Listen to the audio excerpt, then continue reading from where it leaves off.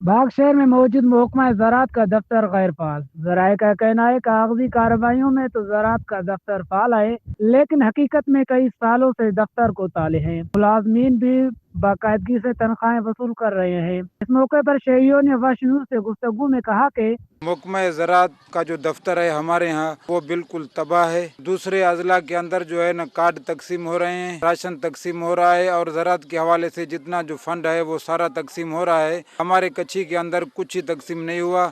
ज़मीनें तबाह हैं, गैर आबाद हैं। इस मरतबा जो है न पानी की तकसीम भी गैर मुनसफाना हुई थी और महकमा ज़राअत फ़ाल भी नहीं है। हमारा हुक्म बाला से हमारी गुजारिश है कि वही जो है ना महकमा ज़राअत के दफ्तर को फाल करें ताकि किसान हमारे खुशहाल हों। शहरियों ने हुकूमत बलोचिस्तान, वजीर आला, चीफ सेक्रेटरी और डी.सी कच्ची से पुरजोर मुतालबा किया है कि गैर फाल ज़राअत के दफ्तर को फाल किया जाए।